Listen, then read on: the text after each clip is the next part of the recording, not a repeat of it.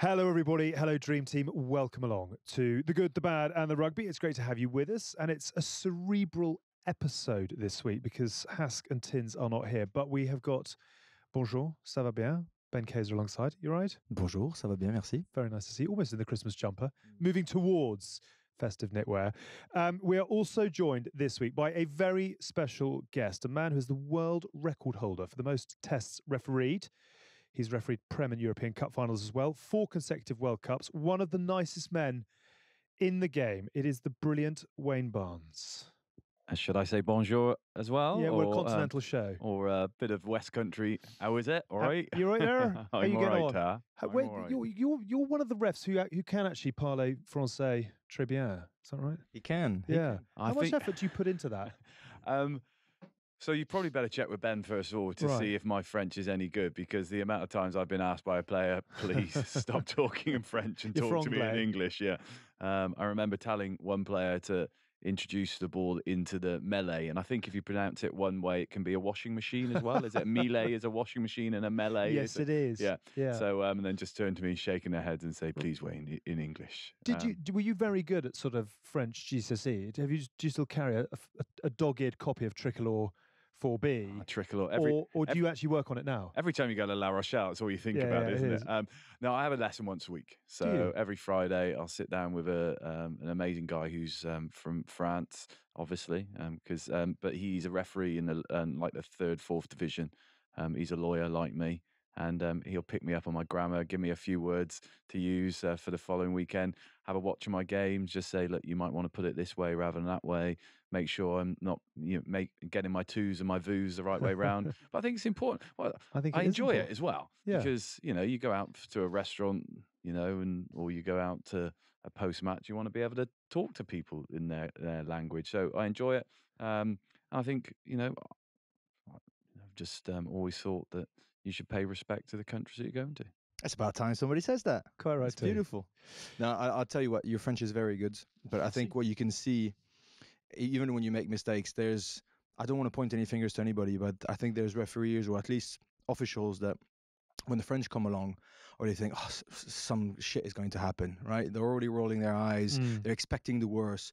Whereas I can feel it. Maybe you tell me if I'm completely wrong, but you seem to be pretty excited about those European games or those France-England games because, sort of international features because you want the best out of the French to come. And yes, sometimes it's not perfect. Neither is your French, but at least there's a bit of love in the middle and a bit of respect, like you said, for everything that's there. So I think your attitude will compensate every single mistake that you think that you have done because you can feel it, you can hear it, and the French really appreciate it. And 2007 was beautiful, of course. Let's get it in there nice and early.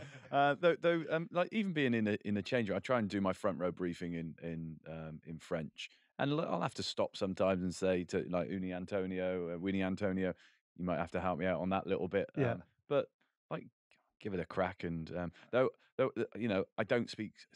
My wife's fluent in Spanish. I don't speak Spanish. So if I'm refereeing Argentina against France, or I don't speak Italy against France, I won't speak French. Right. So I think you've got to be fair. Yeah. So if you've got a team who don't speak the language that you speak, I think you can't speak just one language. I'll pick up a few words in all the languages.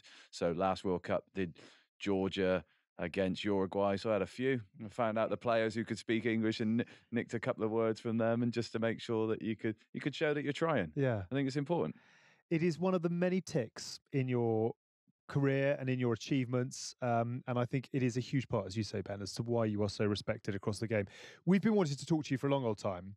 And then sort of the events of the last few weeks mean that it's sort of definitely now time to talk to you. And I think what we'd love to do on this show is absolutely celebrate your remarkable career. And I'd like to hear a lot about, the highs and lows and the journey that you've been on. But I do kind of want to start with the last couple of weeks in particular, because you and I were at the World Rugby Awards. You came out to give an award, and obviously I'd read bits and bobs, and you see stuff online. And I said, as we were waiting, there was a VT rolling. I said, how are you getting on? He said, actually, do you know what? It's been quite the roller coaster. And I hadn't really appreciated just how lumpy and bumpy it has been. But give us a bit of a synopsis from your perspective on the last few weeks in particular. So highs and lows, Yeah. a real roller coaster. And I think you're being polite. I think I said to you it was a pretty shitty couple of weeks, Yes. and there had been Yeah. a shitty couple of weeks. You had the So my 100th game was down in Cardiff, between Wales and the All Blacks, which was, one of those games which everyone kind of wants to be involved in. The All Blacks down at the Principality, but the Welsh Rugby Union were fantastic that day. They made a real effort to make it really special. They'd invited my wife and the 2 kids down. It was a lovely post your wife put out. Yeah, I enjoyed that. Yeah, it was fantastic. So we stay in the centre of town in Cardiff, and then we did it in 2007. I'm sure we'll talk about that a bit. But in 2007 and in last week, 3 weeks ago, we walked from the hotel to the ground through all the fans, and you take in the atmosphere of Cardiff, and that's what's special about Cardiff, isn't it? All the fans on the streets spilling out the pubs. But for the first time ever in my career, my kids walked down with me. So hand in hand, bag over my shoulder, walking to the Principality. 2 hours before kickoff, they went up, had their burger and chips with Polly, my wife. I went downstairs and spoke to the front rows, and so that was really special. Post match, the All Blacks invited us into their change room. The team of officials I was with, and Sam Whitelock said a few words and presented me something just to say, congratulations on 100th cap. Post match, up in the president's suite. Did Sam Whitelock mention 2007, or was he able to get past that? Do you know what I did? You did, very good. So I responded. We are going to talk about other things, but well, it was quite funny. You're in Cardiff, you're in there in the Principality Stadium with the All Blacks. 16 or 15 years on from a moment in my which is kind of synonymous with me and the All Blacks. But I mentioned it, and he said, "Well, Barnesy, the first game I actually played, you were referee, and you actually sin-binned me. So I've got a lot more to talk to you about." So, but it was, it was such a lovely occasion. Tips was the captain for Wales. Said some really nice words post match. Ended up even singing in the post match. Yeah. So, what's your karaoke weapon of choice?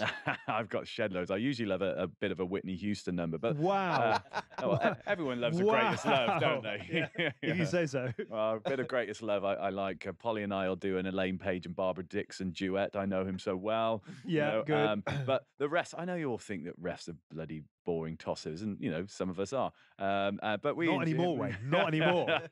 Not that I've now used the word tosser. So, but we like a good night out and good sing-song, and our referee's current song of choice would be Sloop John B. So, very strong. Yeah, exactly. So we try to get all the alakadoos from the Welsh Rugby Union singing along with me. So there was the first cap presentation, and I don't know if you do it in France, Ben. Like after the first cap, like definitely England, definitely Wales, you sing in your first song, and it's always in one of these post matches. So the first cappers got up and sang their songs, and so I went up. Gerard Davis is the current president of the Welsh Rugby Union, and he said, "Are you going to sing us a song?" Always like a challenge, being a boy from the Forest of Dean. So had a little sing song. So that was lovely, a lovely kind of day down there. And then the following week, was one of the. It was an amazing game. The atmosphere, down in Marseille. So it's a fantastic save. Got some fantastic memories of Marseille. First World Cup game was there between Italy and New Zealand in 2007. Munster played Toulon there in the semi-final.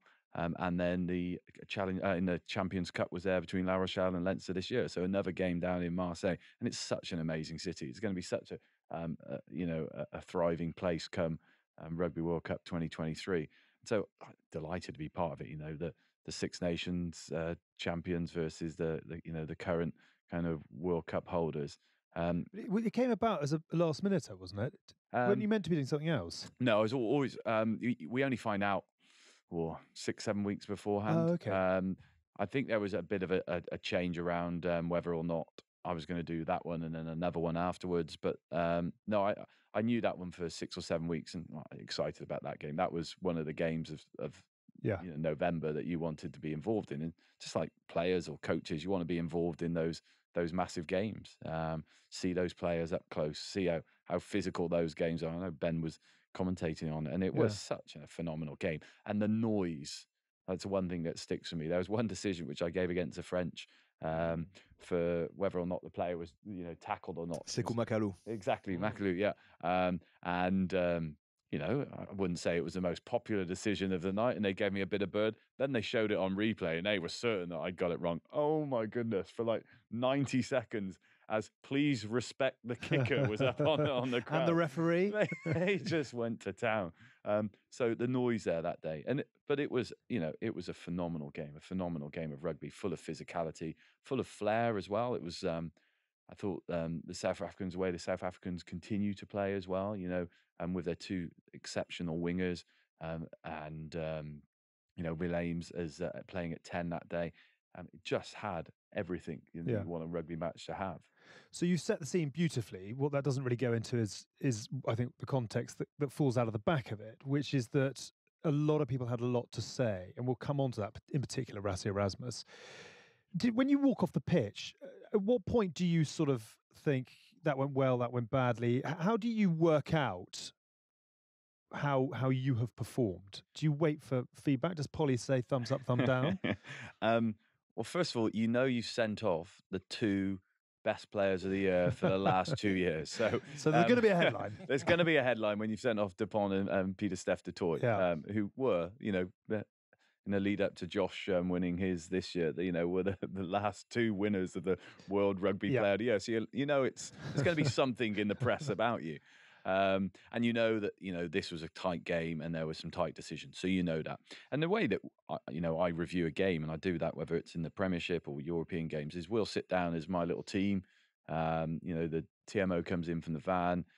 2 touch judges. So this is straight off the back of the game. Straight off the game. You have a shower. You usually grab a beer. You'll sit there, have a chat, and then you'll do what we would call, a hot debrief, an immediate debrief to know what the main issues could be. And they might be positive. They might be, we need to have a look at that again. How did that feel? What did that sense like? Because, there's something about that immediacy. You finish these kind of programs, and that immediate feedback is the most honest, because by Wednesday, Thursday, you've probably forgotten about it. Whereas if something's gone right or gone wrong, you want to capture it. You want to say, well, why did that work?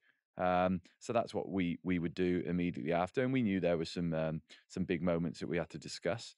But I didn't expect the fallout. I know when there's going to be fallout. I keep jumping back to 07, when you've missed a forward pass in the lead up to a try, in a quarter final, and then the team lose, there's going to be big fallout. I didn't expect the fallout that actually came. So you left the wash up thinking, cool, not unlike any other game at the moment, there are a lot of different talking points, but fundamentally we've done what we needed to do, essentially. Yeah. You were on commentary. Did you have a differing opinion to that, or did you think full-blooded, highs and lows, controversial, two teams going hammer and tong, and the one that had the extra man for more of the game snuck home? No, I think it's one of those games, maybe because it was the expectation was so high, maybe because it's particularly in Marseille that the passion has to be there and the heart has to be shown, that it was prone for not disaster, but for a very particularly grey zone game. The reality is that there's 65,000 people in Vélodrome. Antoine Dupont touches Chelsea Colby in the air. He can hurt him very, very badly because he falls on his head. There's 65,000 people booing Wayne for giving him a red card, where he says sorry to Chelsea Colby and actually apologized for what he did after the game. It was a pure accident. So there was zero brains. It was 100% heart in the stands, on the field, everywhere. I remember that penalty that you said for Sekou Makalou, who breaks off 5 meters out and is on to a particularly good run, but does get tackled by that small little winger and gets back up, whatever. But there's 11 players from the French team, because I could see it from above, who were raising their arms. And I can hear you. I remember in the mic, you tell Charles Olivon, he's like, mate, I'm not even looking at the replay because every single one of you is yelling at me. So that's the little tiny little details that people in the stands can't hear. But it was a mess in my mind. I love the heart. I love the energy. I love how boiling it was. For me, especially in that moment, for the 90 seconds that felt like half an hour where everybody was yelling, I think we crossed the line just a little bit. And I was telling you before the show, I saw a couple of guys sitting up in the stands and throwing fingers and all that. It's good when you show how much you care. It's great when you cheer. I think you've got to be careful not being overly biased and just crossing that line a bit too much. The aggressivity has got to have a limit. Otherwise, we're like any other sport, and we like to blow our trumpets and say that we're fantastic, we have fantastic values. Yeah, they're tested every single time there's 80 minutes to be played. He's gonna make mistakes. Players are gonna make mistakes. As long as it's respectful and down to earth and real, then I'm all for it. That game was a phenomenal game of rugby. I just thought just a few times there was a little bit too much. Pete Tepstoy, a little bit too much. He got pinged. Antoine Dupont, a little bit too much. He got pinged. A little bit too much reaction from the fans and stuff. Probably a few mistakes, yes, but it's gonna happen. So for me, Marseille was a bit of a. It was a bit of how do you say that? Like there's gonna be no tomorrows from that one. It is a special moment in my commentating career because I really felt we're playing with those limits that we got to be very, very careful with. And so there's going to be, for the World Cup in 2023 to be an absolute success, France is going to have to learn to host, to give the heat, but never to cross that limit. That's what. Very wise words. Good luck to all involved, I think, for 2023. So this is really, I mean, you've put that in context beautifully from outside of the inner sanctum. You do the meeting. At what point do you then start to think, hang on a moment, this is starting to get hotter than normal? And where does that come from? Is that online? Is that through official channels? Look, as a referee, you're going to get criticised. You accept that. That's part of the job. For sure. But I think what we're saying here is that this went to leagues and levels that are unnecessary. And I also realise that I'm on social media. I've got a platform. I use that platform. I hope to promote the game, to promote officiating, to promote my charity game back in the Forest of Dean. I hope to do it for the right reasons. And so that because you're on social media, same as I'm sure you two, particularly someone like Hask, they never off it. Yeah, but that encourages people to talk to you back and criticise you, and criticism on social media quickly becomes kind of abuse. That is the world that we live in. That is social media. But I make those decisions to be a referee, make those decisions to be on social media. Polly, my wife, doesn't. Make the decisions to be a referee. And so on the Saturday night, there started to be some direct abuse at Polly. And then the following 2 or 3 days, there was direct abuse to Polly, threats of sexual violence, and threats against the kids. Jesus Christ. So to Polly and to me, direct threats about your kids. That takes it to a different level. And so, a moment where you're, you've done 100 games, you've got a lot of experience, you think you can prepare for most things. You can't prepare for that. And so, yeah, when I said to you, it's been a shitty couple of weeks, and yeah, I don't mind people criticizing my performance, and if they want to abuse me directly, that's their choice. But it wasn't just a line that was crossed. It was a line that kind of, you don't even see the line. You've gone so far behind it, and it affects you and it affects your family. I'm so sorry, because I had absolutely no idea that is the context with which we are talking about. And I don't want to sort of go into too much detail on it, but where was this coming from? What can you do about it? Who can you turn to in those circumstances? So first of all, you make sure you protect your family, don't you? That's kind of what we. And how do you do that?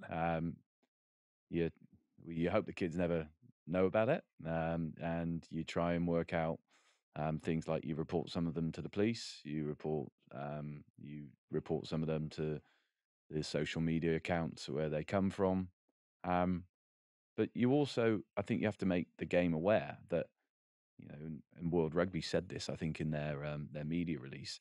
People look at what you put on social media, fans, and they pay attention to that. And if people are openly criticizing referees on social media in positions of kind of, of seniority in the game, and positions where we're meant to really uphold our values, then it quickly, well, why not my rugby club? Why not the players? Why not the fans? And as I said, criticism becomes quickly abuse. And So, what you do is you say to World Rugby, this isn't good enough. And what was really interesting, we all got together on the review process is, you travel back from the game on a Sunday. We all got together Sunday night, Monday morning as a group of international referees, and the international referees all said this has to stop, because this isn't just like, this was my personal story, but Nick Berry, a wonderful man, a real wonderful man. The abuse that he got and his family got, direct abuse again, during the Lion series. Marius Jonker, TMO, direct abuse to him and his family during that series. Andrew Brace after the England-France game, the penultimate, the final Autumn Nations Cup, people sending him messages talking about his dad's obituary, and you're like, what world do we live in that anyone thinks that that's right? And so it was probably a point where the referee said something needs to be done. We need to be protected. There's actually the referees, and we've been in chats about this for quite a while, but we'll launch in the next 3 or 4 weeks, maybe, just in the lead up to next Six Nations, an international rugby match officials association, and the aim of that one is to make sure we've got a voice within the decision making processes, whether that's the shape of the game, whether that's the laws of the game, but we want to protect and referees and promote kind of their physical and mental well-being, because we need someone to have our backs a little bit. And I say that with, the RFU have been amazing during this period.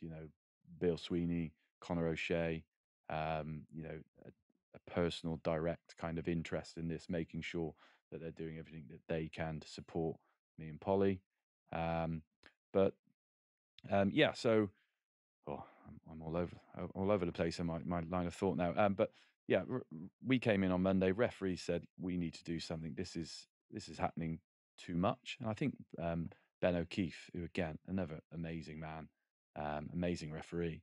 After the Australia versus Ireland game, he just said, "Look, here's some of the posts which I'm getting," and shared them on his social media, and just say, "Is this the kind of response that we want? Is this what we should be doing? Criticize my decisions, but we don't need to start being personal, and we don't need to start, mine was a different level, but threats of violence. It's like this is a game of rugby." It's hard to know what to say really about all sorts of things in the game. I just sort of fairly speechless about all of this. Yeah, I think you said it beautifully a couple of minutes ago. Said first, really sorry to hear that for you and your family. There's whether it's sport or society, it's got nothing to be done. It should never happen. I just is it a rugby problem? Is it using platforms for the wrong reasons, or is it literally controlling those platforms? Because unfortunately, sport is not the only area where they're used for negative effects, and so basically, governments should actually get together. This is just one unbelievable example of what worse can get out of social media, and sometimes too much voice isn't good voice. I just hope, and I don't want to put you back into that torpedo, but I just hope that there's no link between coaches or even players challenging referee decisions, because I would always, as long as it's respectful, I would always push for that criticism to be there, because I think where you've been always very, very good at, and that's why I always had respect for you, is sometimes shit happens and sometimes you get it wrong. You were the first one to say, yes, I made a mistake. I'll try not to do it again. Forward pass in 2007. Yes, of course, nobody's perfect. And as long as we can, be happy with that, fine. Now, family, personal harm, that's unbearable. It should never happen. Rugby, life, wherever you want. And I think it's down to, shut down channels if they're not productive, and if they can cause harm. That's a direct threat to harm. So government should do something about it. I think there's 2 points in there. There is that general society point, and this is a bigger discussion than that we're going to get into today. But one, I'm lucky in that I've got friends and colleagues who deal with this, from my legal perspective, who know how to get in touch with these social media channels to stop people being able to do that again. And I'm lucky in that I know how to report a case to the police if I need to. So And have you done that? Yeah, Yeah. And how many have you reported? 2 in particular. Yeah. To the police, but and what have the police done about it? There's not a lot that you can do unless you can find the person and they're in the jurisdiction, so they've got to be within the country. But I'll keep on reporting that if that ever happens again, because I want people to know that you can criticize me, but please, if you're gonna make threats, you are going to get reported to the police, and I'll report you to social media platforms to have your account shut down. So, and I've got the contacts who know how you go about those processes. So I'm lucky. I am fortunate. To Ben's point about society, I'm not sure. My neighbour would know how to do that if something happened similar. So there's that point, and then there's the point about rugby. I think, and it's that idea that touched upon it. People, World Rugby at the World Rugby Awards talk a lot about their values. Values of respect, integrity, all of those things, which is our selling point. It's what we are. It's what we love about the game. It's why we kind of probably want our kids to play it, because of those values. So we've got to uphold those, but people have to uphold those, because very quickly, if you see coaches, referees, commentators openly criticizing in the public domain, well, why can't I do it then? Why can't I be sitting at home and send those messages? Why, if a coach does it, why not a player? If a player does it, well, why not the coach of my local team? If the coach at the local team do it, why not on the side of the pitch? Because we erode those values which are really special about our game. You said something interesting, and I kind of actually want to come back to you on this and really get into it, because you said, I hope that when a coach tweets, tell me if I've got this wrong, that doesn't lead to the scenario we're talking about here with Wayne. I think a lot of people would raise the questions around that, particularly around these Rassie Erasmus tweets. So I've got them all in front of me here. I mean, this is so clever by Fiku. The way he moves and presents himself on our side of the ruck has no influence on our speed of ball from the ruck. We can certainly learn from this. Sorry. Both the French and South African nines under immense pressure. We have to get that onside right. Sorry. It goes on and on and on.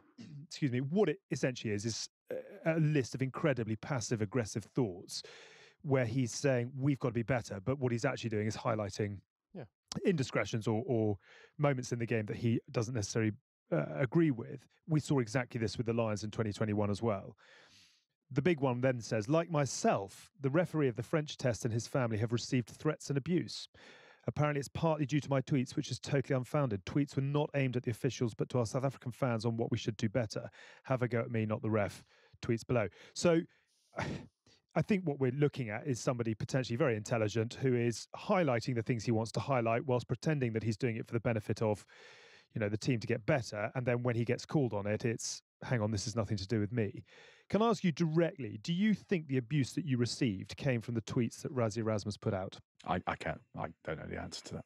Well, what's your hunch? But what I would say is, if people see people in positions of who are meant to uphold the values of our game openly criticising referees, then I think that then allows others to say, well, if people in positions of power can openly criticise, why can't I? Are you cross with Rassie Erasmus? Disappointed?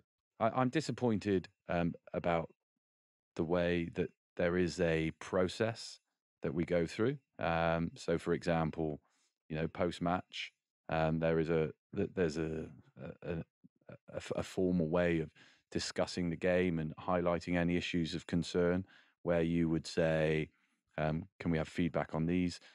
We can do that online. You can do that face to face if that works. And I've always been very open to that, and I want to learn. I want to get better. And if there are things that I didn't get right, I want to understand why I didn't get them right. If there's things where teams need kind of explaining why I made a certain decision.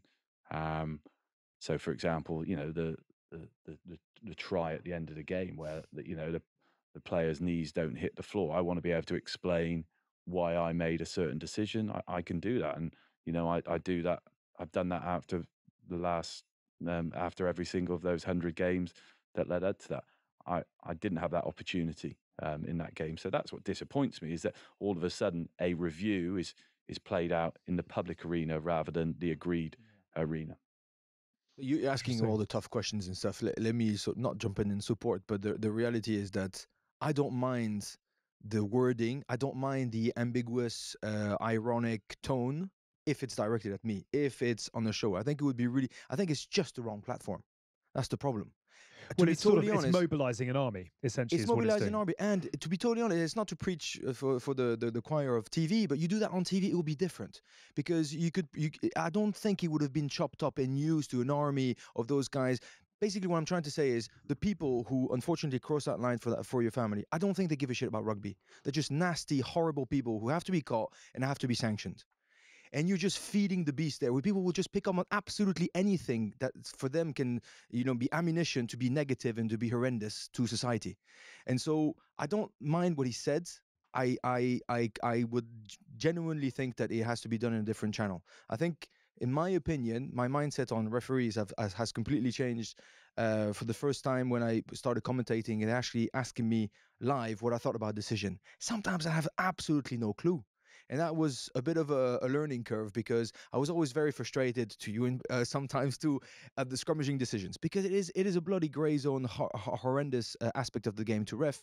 But when it doesn't go right and you're right in the middle and you can feel things just a little bit different, it's very, very complicated to point you across. And then I got asked that on TV, me, the super specialist of scrums, and I didn't have a clue. So that was a bit of a humble pie for me to eat. And secondly, I think I told you that story that after the England-Ireland game, Six Nations ago, when Mathieu Reynal, the French ref, was refereeing, he gave a red card to Bondiaki. Do you remember that one on tackle on Billy Vonipola? Yes. England got smoked 30 points. Thanks. And straight after the game was the France-Wales game that I think you were reffing, the Six Nations, that went on to a crazy, 3 tries that got disallowed and all that. A bit of a crazy game that France ended up winning last minute, scoring the bonus point try. And we watched it with the referees, and it was Romain Poit, Mathieu Reynal. I can't remember who was the touch judge there. And I remember Mathieu coming in, and I know him a little bit, but we're not like mega close. And he comes in, and the first thing he asked me, he's still sweating in stress of after the game. The first thing is, what do you think? What do you think? Red card? Yes, no. His phone is buzzing all the time. Romain Poit is sitting next to him. They're going through all the decisions. He is literally, you talk about that live feedback, that heated feedback. He cares massively about every decision that was made and every consequence that it has on the game. Not for him, not a little bit for the players, just to be fair, just to contribute to say who deserved to win, and I backed who deserved to win. Yeah. And that really was another learning moment to say, for one, it's not easy. And for two, they bloody care. Yeah. They really do. And so, when you say, I don't know what to do, and you're a little bit resourceless in those moments, what you're doing right now of saying how much you hurt, how much it can impact your family, how much those conversations have to happen, because your frustration after the South Africa game is not having that conversation, that positive criticism to be able, that challenging sort of moment to happen. I think just by doing that, you're already putting it on a step, on a good movement, because more of that has to happen. And that's why I underline the fact that you were a good ref when I was playing, because you would admit when you were wrong. So admit when you're wrong, keep on having the conversation, but when it crosses the line, absolutely stand up for it, because it's had nothing to be done in rugby. I want to pick up on the broader context of refereeing and I mean the challenge of the job that you've got in doing your day job. Just very quickly, going back to the last couple of weeks, have you heard from anyone at Saru? Have you heard from Rassie Erasmus or Jacques Nienaber off the back of what's come out? No. Would you like to? It's not a matter for me. That's right. That's an individual. Are people having top line proper conversations about the impact of what's been going on here? Because this is, you couple what's happened in the last 2 weeks with what you're telling us, with what happened in the Lions series of 2021. Do you know that World Rugby RFU are speaking to the right people across the board to say this needs to be stamped out, gotten hold of, and we need to be better? So one thing to point out, I've always had an amazing relationship with the South African team and players. I remember some amazing games. I was thinking about some of the games on the way here today. 2015 quarterfinal at Twickenham, between the quarterfinal Wales and South Africa.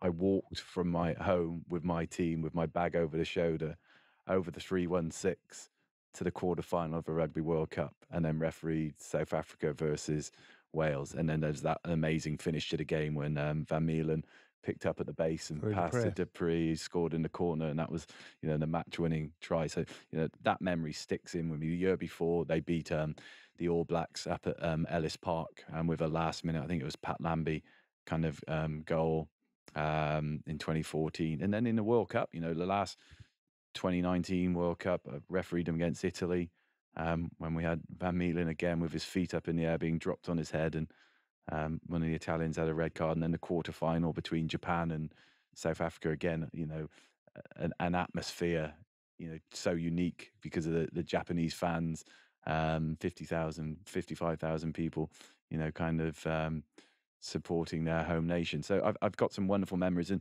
the week after, I guess this is maybe a bit, I don't know if it's ironic. Every time I say ironic, I think of Alanis Morissette.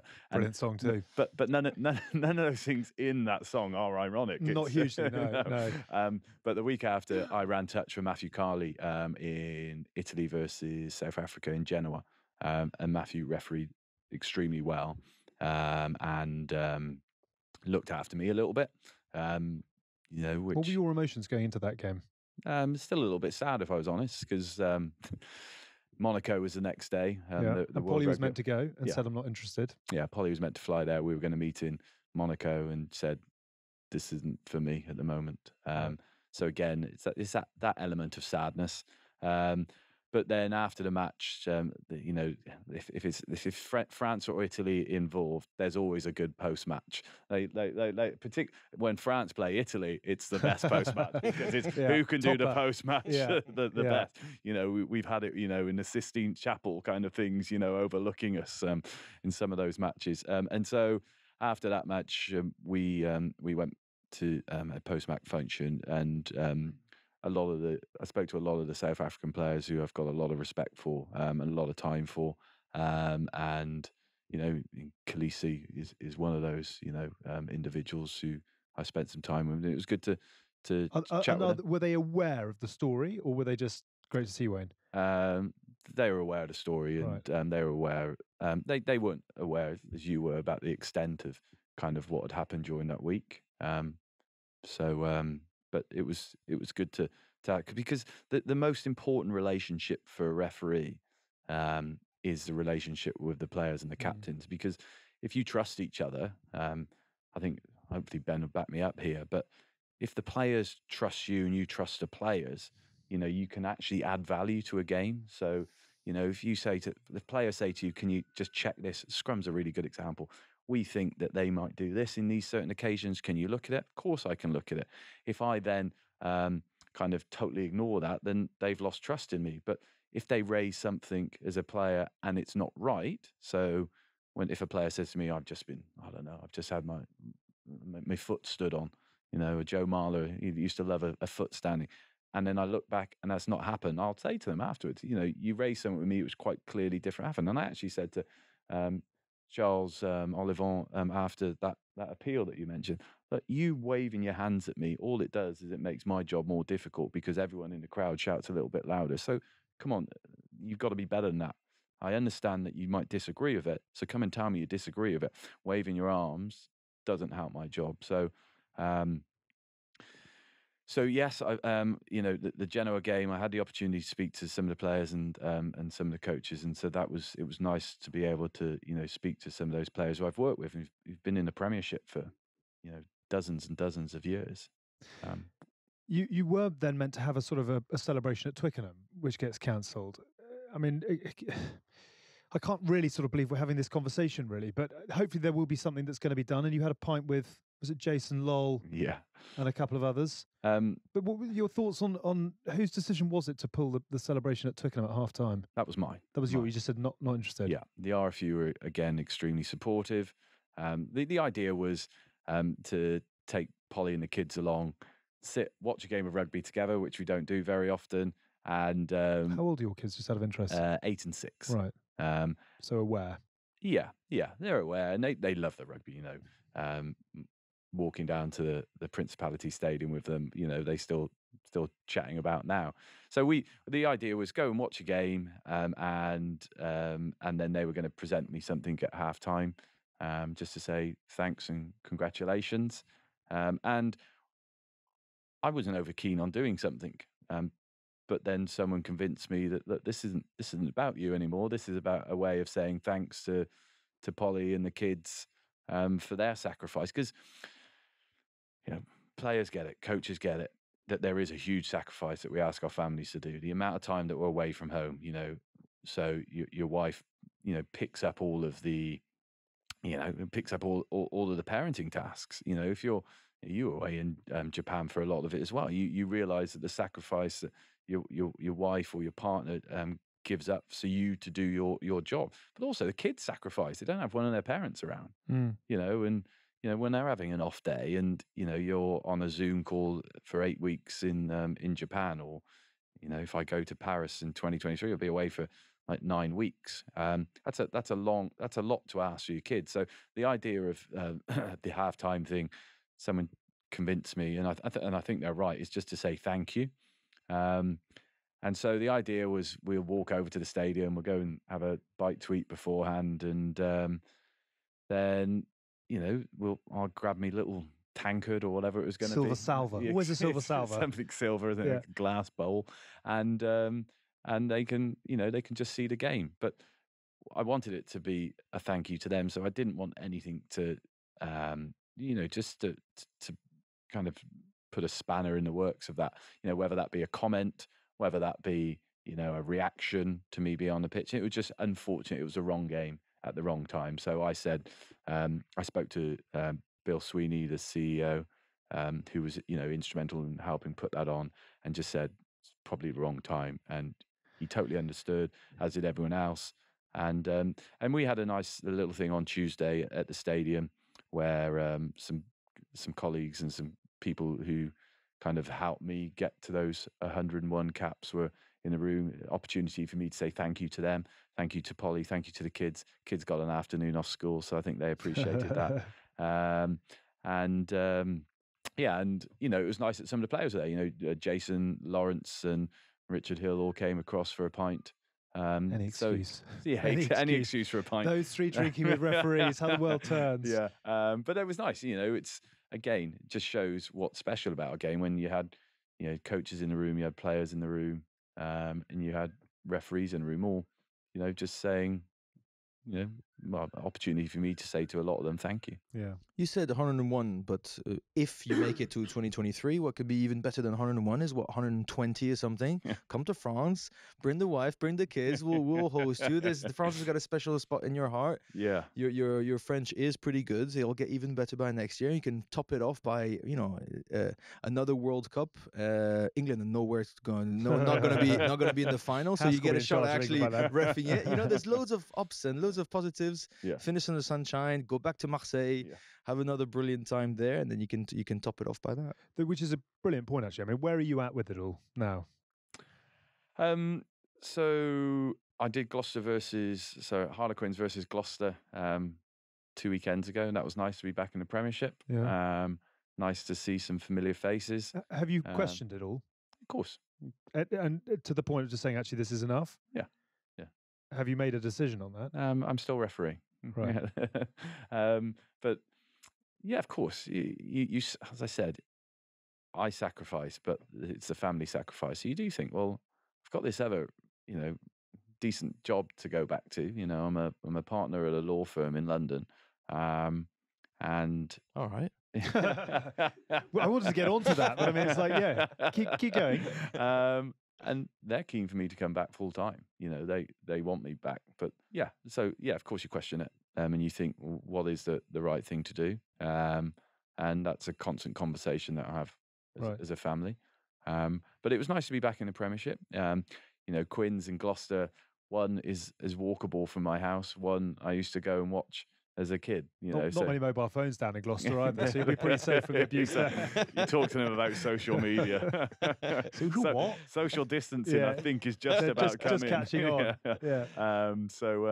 It was nice to have those two teams, and then this week at London Irish, and then back into Europe this weekend at Claremont. So you're back into the swing of and what's special about Premiership but European Cup is those amazing stadiums. Have you ever compared your role with a Pierluigi Collina or a No, I can't. What was he? Howard Webb was Howard Webb. Howard That's a Webb good and I example. are close. Are you? We stay in touch, and it was interesting. So we've done some work. We share ideas. I've been up to St James's Park a few times, particularly during the introduction of VAR, just to tell them about our learnings. And actually during the last couple of weeks, I got a message from Anthony Taylor. So we do have that kind of that bond, as he's running out, because he did the Belgium game he did. Yeah, it was one of those, I think. Yeah, and so we Paul Durkin. There's a Premier League Paul referee. Durkin. That's a name from the past. That's a name from the past. So no, I didn't do any work with Paul Durkin because he was refereeing in the 70s. I was going to say, Alex, you got your whistle from Les Peard and Clive Norling in the Union good game. knowledge. Good knowledge. Love my refs. Have you ever compared with someone like Howard Webb? Would you ever chat to him about what you've been through over the last couple of weeks? Do you know what? I have asked. So Mike Riley is currently head of their group of refs, who I know quite well, and Howard's coming back to be part of that management team again. And I've said I think we should all get together in January just to, because theirs will be a different level, I'm sure. So I think there is some work to be done on that about, what support can you offer the individual, back to that, the Match Officials Association. What support can you offer the individual? But what support do you offer the family, in these situations? And I don't know the answer to that, but it's definitely something that I want to explore. I want to talk about you in a moment, but we have spent a lot of time, haven't we, just talking about the state of the game right now. And you've been refereeing, as I said, since time began, certainly since we moved into colour television. Relative to when you began, how much not to lead the question, but is it a harder job now than it was when you began? And if so, why? There's more expectation on us to get every decision right. And whether that's, for example, a slight knock on at the base of a ruck, which is impossible to see because you've got three players in between you, or whether or not, someone slightly detaches from a maul, but then, but retains a bind, or whether or not, the handoff makes contact first of all, or not make contact first of all with the hand. All of those things where if you analyze and scrutinize, and slow everything down, you can paint two different pictures. Rugby is full of, to use Ben's term, grey. There's lots of grey in rugby, and depending on what colour glasses you're wearing is what you will see it.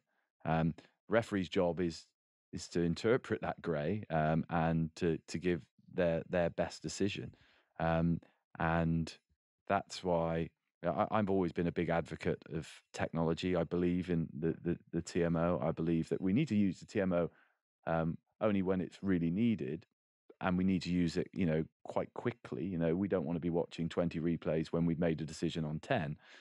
But I believe that if we want to get the big decisions right, then we need technology. But we should be looking at other ways of using technology. There's technology out there already which will tell you if a ball's passed forward or not. Wouldn't it? What I love about cricket and tennis from an umpire, or from an umpire's point of view, is no one argues with technology.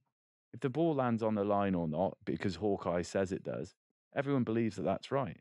If the ball's hitting leg stump, everyone believes that because technology says it right. What happens in rugby at the moment is we chuck a pass up on the screen, and I've got to make a decision, which is going to split your opinion to Ben's opinion, depending on who you want to win.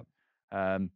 So wouldn't it be great if you stuck a pass up on the screen and technology said that's a forward pass or not? Because you don't blame the referee. And there's been lots of discussions over. There was a Shape of the Game conference a couple of weeks ago at Heathrow. Where all the chief execs, all the big gigs, yeah, I get all the local affairs. I think I just get invited to places like Quins and London Irish and Heathrow because my expenses are really low very there. good. Yeah. So I went over to there, and the chief execs and the directors of rugby, or head coaches, were all in the room. And there's lots of talk about how do you speed up the game, how do you get more ball in play, things like shot clocks. Things like making sure that there's no line out huddles, so hurrying the game up. And what the referees keep saying, we can referee what game you want, but stop making us have to make more decisions. So NBA has a shot clock, 28 seconds, I think it is. When that goes, if you haven't made your shot, the hooter goes, and technology says it's the other team's ball. If it's, You know, you got 30 seconds to throw the ball into the line out. Well, start a clock. When it goes to 0, make a buzzer go in the stadium, and technology says it's the other team's ball, rather than trying to, you know, put in this angst of referees make more and more decisions, because referees get criticised when they make lots of decisions because they say you're not letting the game flow, and then when we're then asked, you need to hurry up the game by making more decisions. We're saying, well, what do you want? You tell us really what you want, and we'll do that. But let's all have buy-in from every single stakeholder: players, coaches, Exactly, commentators, podcasts, shows. Not sure anyone needs our buy-in, to be honest with you. But we do. We're bought out. But we all need to, like, believe in what we're trying to achieve. But don't keep asking the referee to make more and more decisions. Let's make the game make more decisions. Let's make coaches and players play in a certain way that we want, rather than just saying you need to speed up the game. And that's 100%. and that's what we've been saying as a referee group. Please just help us make more accurate decisions. And if technology is a way of doing that, let's use that. But it's funny that I couldn't agree more with about saying that. What about asking the players what type of rugby they want to create? Everybody's like about speeding up the game. Oh, you can't have. I was hearing you can't have two redone scrums. Why not? The only reason why there's redone scrums is the only reason that it creates actually space for guys in the first place. The day you get rid of, or you create 6 scrums per games, the day you do that, there's no more space. There's no more rugby. The idea of rugby, somebody needs to be tired to fight some space. Have you ever looked at a league game? There's not a lot more space, and it looks pretty much identical. The day that we speed everything up, there's going to be more injuries, and there's going to be less space, I believe. Secondly, the same people who say, oh, we need to speed up things, are not the ones who say we need to play less, and not the ones to say, oh, what about player welfare? What does it change if there's 40 minutes of ball in play or 50 minutes per game? Who knows? They don't, but they don't look for that answer first. Do the players want to do that? I don't actually believe so. For me, there's a counter argument of saying everything needs to be faster. Well, that's not going to create any more space, any more flow rugby, any less injuries, less concussions, or less games in general. So the players need to decide what they want to do. It needs to be a conjoint decisions, because otherwise it's World Rugby telling the ref that's how you do it, and the refs, please players, you need to change, otherwise we'll ping you.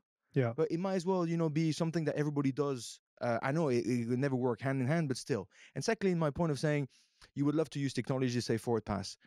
If there was a technology out there that could screen an entire game, have a look at every single pass, that whether you ask for the replay or not, I think people would be blown away about the amount of mistakes or that are not seen, but that nobody wants to see. You do not want to see every single mistake in a rugby. The Otherwise, it will be boring as can be. I think that it will be 50% of passes that could be called forward. Do you want to have 50% more scrums? And to go against the argument of saying, oh, you want more ball in play? No, you do not want to go there. You actually don't. And so the same responsibility will be, well, Wayne, you need to have a look at that one over there. You need to have 2 rucks before there was a 4. So it's still going to be down to technology can help you, yes, but it's still going to have to be down to you. Do you call for that screen again? So I think just admit that there's going to be mistakes. Admit there's going to be flaws. Admit that rugby's not perfect. That's the beauty of it. Admit there's going to be scrums. Admit there's going to be driving mauls. Admit there's going to be slow play that sometimes can be boring, but you don't know how hard it is on the pitch. And the harder it is on the pitch, the more space there will be guys for them to score tries. I think and Ben's mentioned it a couple of times, about the players appealing, or Barnsley, look at that over there, look at that over there. It's another example of where referees are asked to police the game. Now, of course, my job is to police the game. I am technically a policeman of the pitch. Superintendent. Yeah, DC I don't Barnes. know, more like PC Plod. But, if we start, every time there's an appeal, we stop the game, we penalise someone. Now, people will say, well, if you do it once, they will stop. Well, stop asking the referees to stop the game. They have a system in cricket where if you get done for LBW and you stand your ground and you start shaking your head, they go, how much is your match fee? Yeah. And we'll reduce it by this amount. Now, there are ways of taking things off the referee's plate by saying, okay, if you over appeal, then perhaps we'll deal with that as an off-field sanction.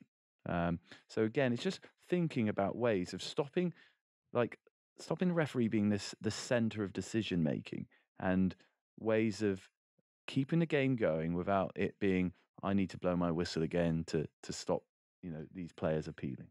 Do you think we are stuck? Do you think rugby union is stuck in a space at the moment where it's sort of not quite going forwards and not quite going backwards. There's so much tech, and yet which is undermining your ability to do your job and the authority that a referee should have out in the middle of the field. Can you see a point whereby you get to where you're trying to get to here? It feels at the moment there's a long road still to travel. I still think when you look at, if you just strip back to that France versus South Africa game, Ben was there, I was there. It was an amazing spectacle. It was an amazing game of rugby. It was physical. It had skill.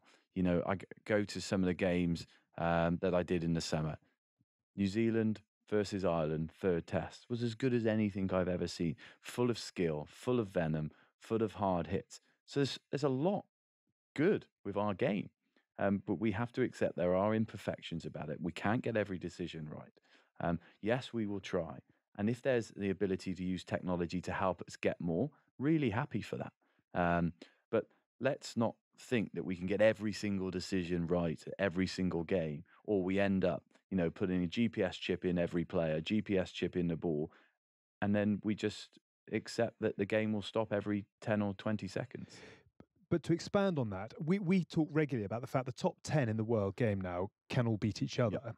We are also seeing a set of directives, I think, brought in to help the safety of the game, but fundamentally they are meaning that the referee has bigger calls to make. So we are seeing a more competitive landscape in which the referee has harder decisions to make. So there was a red card for one of the Kiwi props in one of those Ireland-New Zealand games. And I can't remember the name of exactly who it was, but he had a split second to change his body height, his direction. He hit, I think, Robbie Henshaw high. I can't remember exactly who it was. Hit Gary Ringrose. Gary Ringrose, you're absolutely right.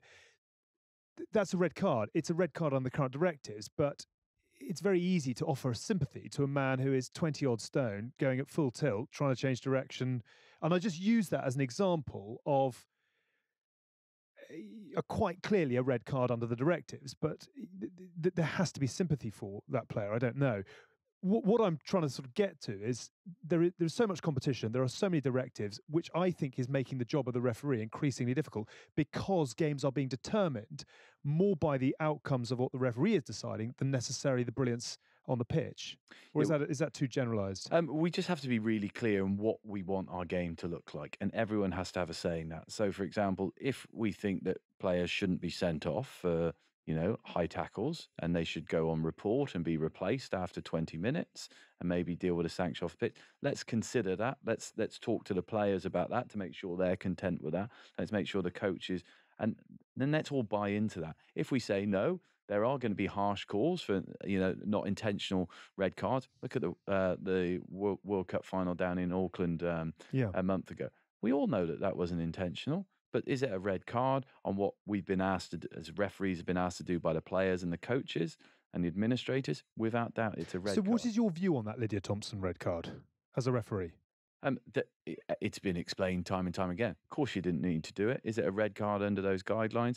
Yes. Is the idea that the point of the head contact process is to reduce the player height? The answer is yes.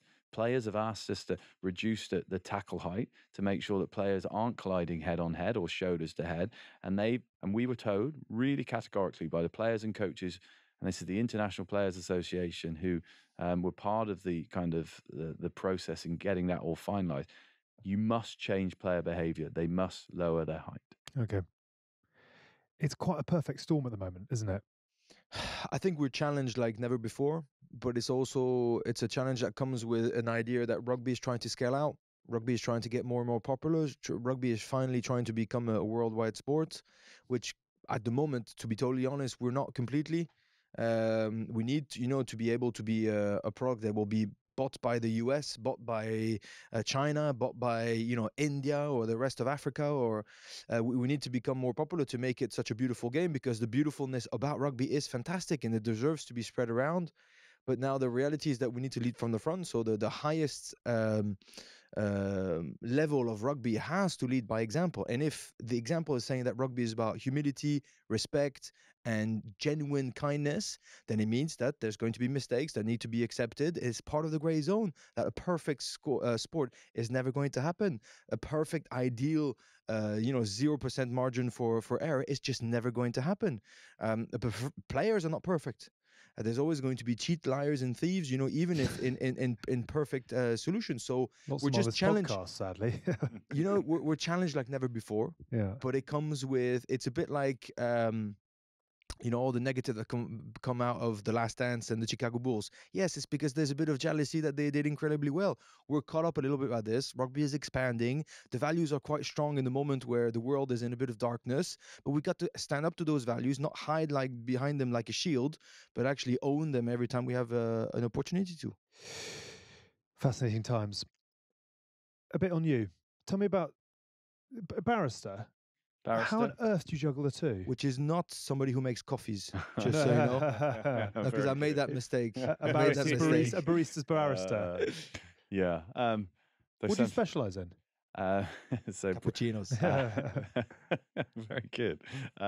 Bribery, corruption is kind of the area over the last 10 years, I suppose, I've focused in. So I'm a barrister by trade. So when I started off being a barrister, it was representing individuals, usually defending them, sometimes the odd prosecution around the Crown Courts and Magistrates Courts of London, violence, fraud, sexual offences, dishonesty offences, and then ended up finding a niche for myself in like international bribery and corruption, companies going overseas, winning big tender contracts.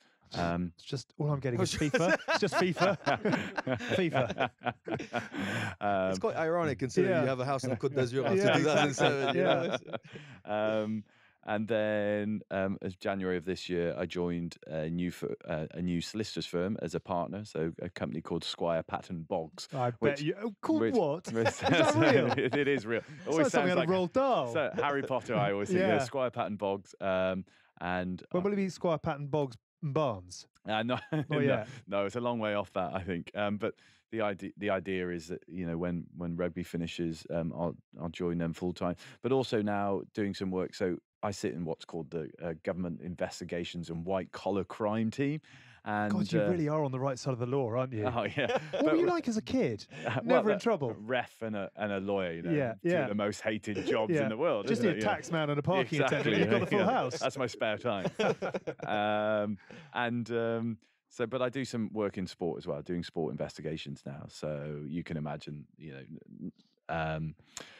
whether it's to do with safeguarding issues, whether it's to do with integrity issues, whether it's to do with betting issues, we will help sports or individuals, or we've got a big sports part of our firm, led by an amazing man called Stephen Sampson. He's kind of heads it up, and I sit in that. I kind of sit between the two, so you can imagine where my passion is. But like the government investigations work is fascinating. You're traveling overseas, trying to work out how a big tender was won, and it's a juggling act. I'm actually only 25. I just look like this. Tough paper round uphill. Exactly, really tough paper round.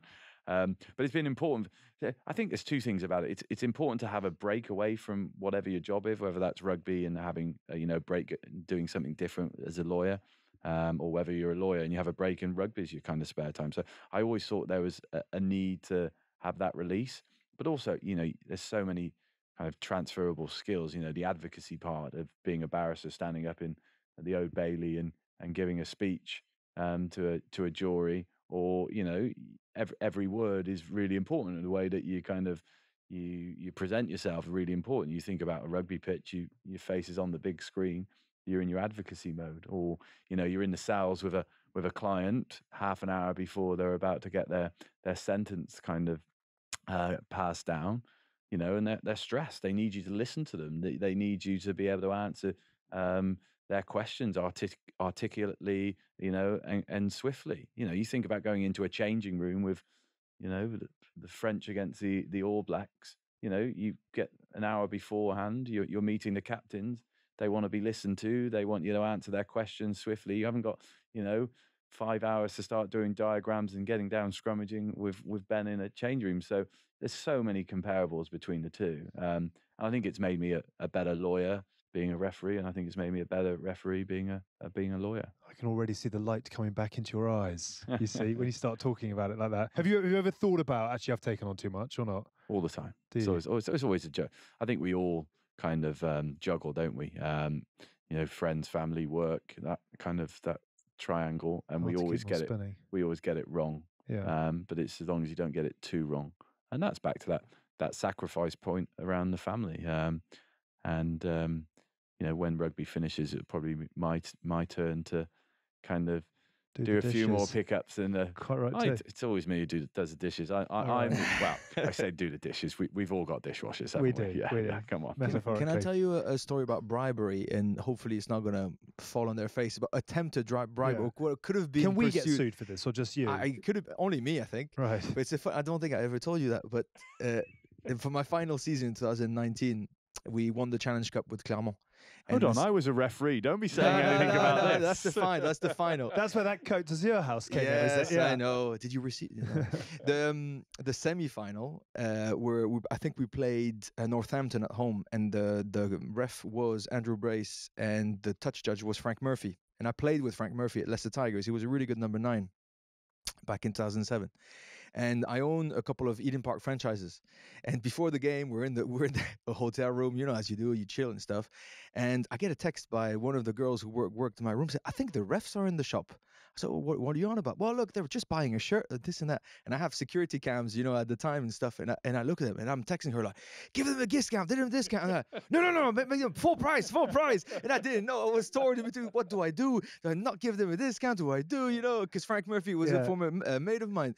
And so I wanted to give him a discount like I normally do to all my mates. But then is it going to be considered as bribery? Whatever. So in the end, they pay full price. We won, and everything is good. But it could have been a bit of that grey zone. That's what he said. As tax they look good in with those suits, don't they? Frank's a good-looking guy. Likes his the clothes. Hair. Yeah, exactly. The hair. What was the game he did the other day where he looked like sort of France Japan? Yeah, they did France Japan. I met them in the plane. Yeah, I refereed Scotland, New Zealand as well. That's it. That was the one. He always looks sharp. He always looks sharp. Yeah. It's actually quite interesting. Like, the only people who will hang out with refs are other refs. So we just. I can remember walking in Japan 2019 to the whole load of you downstairs in a. Do you remember that? I do, and I don't know what the hell was going on in there, but it was. Well, it was only right on the toes of being illegal. Well, but also it was quite. It's quite a sad time actually, because it was just after the quarterfinal between France and Wales. Yeah. And Jacko had been stood down from his next game. And so we were meant to be, all the touch judges were going home. Remind me what had happened. So Jacko, there was a photo of Jacko with some Welsh fans after the doing the elbow thing after the quarterfinal, and so the decision was made that Jacko should stand down, and he was meant to be refereeing England versus New Zealand. And so that's the reality, like whether or not you think Jacko was right or wrong in what he did, like players make mistakes. And it's a fairly human reaction as well. And to do what? What's the human reaction? To have the photo with the whole load of Welsh fans saying, "No, it's not just a photo. It's that he pretends to elbow the guy." Yeah. So he's taking the mickey out of Sebastian Weimayer, who got a red card in a quarterfinal World Cup. Taking a picture, I'm absolutely fine with it. It's not the issue. Laughing about it with fans, okay. When you know the power of social media, you have to say this. It's not extreme. I'm not saying it's not right mean, to do it's it. Clumsy. It's clumsy. It's tactless. But it's the repercussions of everything now are so extreme that. I also think you get no second chance. I also think when, and this is kind of ties in with what we've all been talking about. If a player misses a kick in front of the posts, or if the winger's diving in for the corner and drops a ball, like, of course, the commentators will pick up on it and they'll say, "Oh, they should do better there," and it will be reported in the press. If a referee gets a decision wrong, it's we're cheats. This is outrageous. We should never referee again. All of those things, which just don't seem to be comparable. And you take that incident in Japan, where look, naive, wrong, however you want to, explain it. But you drop from a semi-final of a World Cup for a photo, and that's just that idea of sometimes I think we're and we should be held to higher standards because we're there to uphold the integrity of the game, but there are kind of times when I do think that the standards that we're held to are slightly different and to other people in the game. I'll just put that in perspective that Sebastian Marina got so much abuse on social media after that gesture that he got personal threats of saying you let down the country and this and that. So when the day after you get somebody bluntly taking the piss of what you've done, it goes back into the mix of of course it does. What has to be done and what can't be done. Yeah. I'm not in any way defending it. What I'm saying is you can see after the game, a whole lot of Wales fans come up. You can just see how it happens in the blink of an eye. And as soon as he's probably done it, he's like, God, what a stupid thing to do. But it's just, I don't think it's contrived necessarily. It's just really stupid. And the repercussions are high profile and public. Can I, two quick ones. 2007 World Cup quarterfinal. Discuss. Beautiful game. How many times have you discussed it? And where are you at with that now? Because there was am I right in saying there was a urinal in, was it Dunedin with you and Stephen Jones? Queenstown, which does a very good Ferg burger as well, just on a plus point. Queenstown Cowboys. It's a place where someone in. Have you ever been in there? Yeah, well, I have. So one could say that you have. Yeah, I have. I have, and perfect. yes, I have. Well, it's a shame that Tins isn't here today because you'll recall that's the the bar. venue of choice. Yes, exactly. That's where the dwarf. I think it was dwarf tossing was what Something they like technically that. called it, didn't they? Yeah. They got in a bit of trouble for. So I went back down there about a year later to referee a Welsh test, and in Dunedin, but we stayed in Queenstown. Queenstown's a stunning place to have a bit of a holiday beforehand, and popped into Cowboys in Queenstown just to see where the venue of choice, what it was and what it looked like, and see what's going on that night, and popped into the toilets, into the men's urinals, and there was a picture of Stephen Jones on a poster, the journalist. And I thought that's a bit odd. And then over in the corner, there was a picture of me, and above it said, "Pissed off in 07, piss on him now." And there's a bust of my head staring back at the urinal at me. So I thought, so obviously you pay your respects. But I'm no longer there. You're not? No, I went back, I think I went back something like 2018, 2019, another game down in Dunedin, and popped back in. To just to see how I was getting on. Yeah. And I've been replaced by Donald J. Trump. Have you really? Yeah, exactly. So God, that puts you in esteemed company of sorts, doesn't it? Stephen's still there. Stephen's still there. Yeah. But you have redeemed yourself. Yeah. Maybe you eroded. I don't know. Yeah, well, that's what I'm thinking. Yeah, exactly. That's what I thought. Maybe a bit too much decay. Yeah. But it's all water under the bridge now. Dare I ask how you compare the aftermath of that to the aftermath of now? There was some horrible stuff going around in 07, and the next time I went down to New Zealand wasn't a pleasant time, and particularly the 2011 World Cup. Lots of people wanted to tell you how you're doing your job, but that was me. That was directed at me, not my family. So that's the difference. As I said, you can accept the crap that comes your way, but when it's targeted at others. But yeah, that was be 16 years ago, and if I go to the next World Cup, I'll be the first World Cup out of 5. That was my first World Cup. I'd only refereed one Six Nations and one Rugby Championship in that year, in the lead up to that World Cup. And then all of a sudden I get given France versus New Zealand in Cardiff, Saturday night, 78,000 people, shut roof. It was pretty noisy, and did the same. It's quite funny, actually. Mentioned walking down with the kids from Cardiff to... from Cardiff down to the hotel in Cardiff down to the Principality a couple of weeks ago. Did the same that match, and it was an 8:00 kickoff, so everyone's pretty kind of revved up. You usually walk back. So after the New Zealand Wales game a couple of weeks ago, we walked back through the streets lively. We decided after the quarterfinal we wouldn't get a lift back, but but the roads are locked down for 2 hours. So you either just wait in your changing room or you walk back. So we said we'd wait. Tony Spreadbury was my touch judge that day. And we're sitting there having a beer saying, we'll wait, we'll get a lift back once the road's open. After about 10 minutes, he disappears out, comes back 5 minutes later and says, sorted. I'm like, what? He said, sorted. And so I thought, oh, roads must have opened earlier. So you'll know that Spreaders in his previous life was a paramedic. Yes. So as we walked out in the loading bay where you walk down to in the Principality, they had backed up an ambulance with the doors open. So we jump in the ambulance, little team, drive down Queen Street, drop us off at our hotel. The hotel was the same hotel that the French team was staying in. So there are thousands of people around the hotel. But it's an ambulance. The blues and twos are on because we've got the blues and twos all the way there. The ambulance pulls up, so you like you do respectfully. You part ways. You quieten down. The doors open as the ref and the touch judges and video ref jump out the back. To which a French cheer, hoist us onto their shoulders and carry us into the lobby. So I now think that most of the French fans are around the world think that referees travel in the back of an ambulance. Absolutely incredible. I can imagine there'll be one or two. Yes, exact ambulance chasing. That's a photo you definitely don't want coming out, hoisted into the into reception on the shoulders.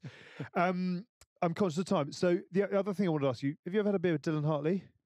Not since 2013. Have you not? But obviously he was captain, and I thought a really strong, influential captain during that time. And I think that I go in and I work with the England team. Yeah. I referee some of their contact sessions, talk to them about just some of the things that we've talked about, the way that you interact with players. So work closely with him during the period he was captain. But no, we haven't had sat down and had a beer and discussed it. Maybe one day. Because the question sort of overall, and very much wrapping up here, is that you have done, you tell me, over 250 Premiership games and 101 Test matches. And it's not quite like being Jean van der Velde that you only remember for one thing. But in being a referee, it's often the things, it's very hard to be remembered for the right things. Do you know what I mean? Are you comfortable with that now? For everything you've achieved in the game, it's just sort of, you never quite get your trophy lift moment. Do you know what I mean? Yeah, but I'm not sure that you ever go into refereeing to get your trophy lift moment. Possibly not. But when you have been as good as you are, I hope that there will be a point where you get the credit that is due to you for being the best at what you do across the game. So it was interesting, actually, the thing that we had on Tuesday at Twickenham. And it's probably, that reminder. I think there's always that, internal kind of need as any individual to be loved, isn't there? And as a referee, you've got to accept that you're not going to be loved all the time. And what I said to some of the people who were there on Tuesday was, you don't have to, you don't need to be loved to do this job. And if you're respected by your peers and people who know how difficult your job is, and there are people like Ed Morrison, Tony Spreadbury, but people like, Matt Carley, Luke Pearce, who've kind of do my job. If you're respected by your peers, I think, you've probably done a good job. But there's also the bits that people don't see and they shouldn't see, that Ben and I will have a beer next time we're out in Claremont, that Jason and Lawrence and Richard Hill were at that event and we went for a beer afterwards.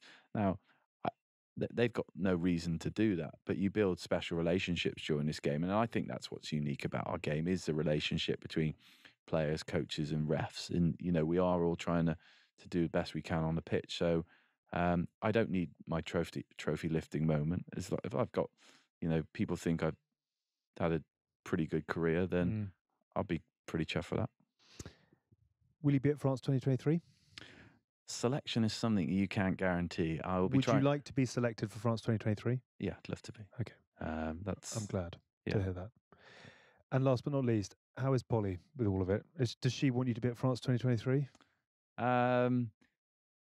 Yeah. She's in time. As you know Polly, and she's a very strong, independent character.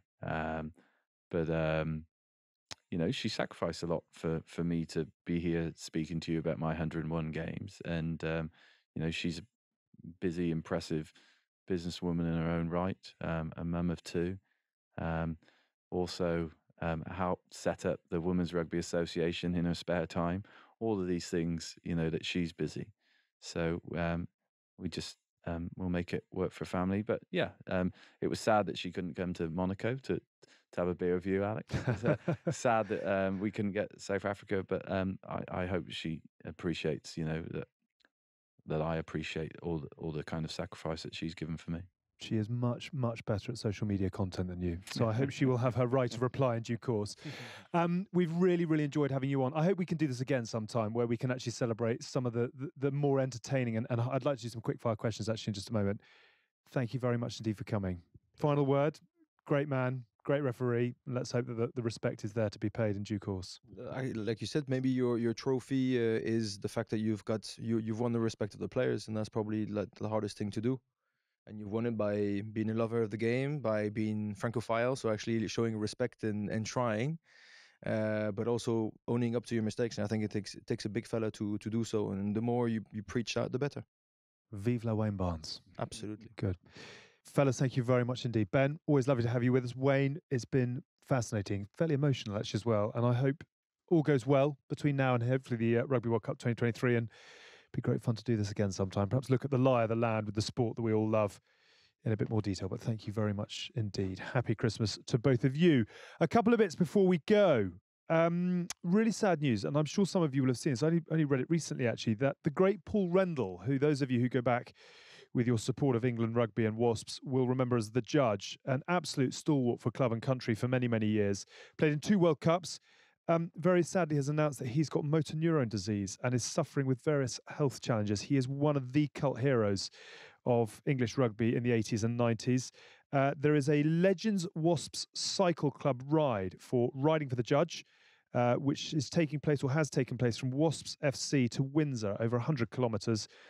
Thank you to everybody who's been involved with that. And if you would like to donate, we would love to pop a pound in the pot for one of the greats of English rugby, who said, to help make Paul's life more comfortable. So please look up the Wasps Cycle Club. I think there's a Just Giving page somewhere. And if you'd like to stick a pound in the pot, I know that they'd be extremely grateful. So all the best to the judge from all of us. A reminder that Christmas is around the corner. So if you're looking for a Christmas present, who isn't? And you fancy supporting the Matt Hampson Foundation at the same time, then, and here's one I prepared earlier, you need to have a little look for a book called Brave Huxley. Amazingly, it's a story about a brave little lion called Huxley, who gets injured and learns not to be defined by his injury. It parallels the story of the one and only Matt Hampson, who, of course, was paralysed from the neck down while playing our beautiful game. The story is very sweet. All of the proceeds will go to the foundation itself, which provides expert physio, PT and mentoring to people who've suffered a life-changing injury, just like Matt and like Huxley as well. It's a charity that's really close to Tin's heart. He, of course, is patron. Hask played alongside Matt for many, many years. Hask will enjoy this enormously. Book for, 8 to 10-year-olds.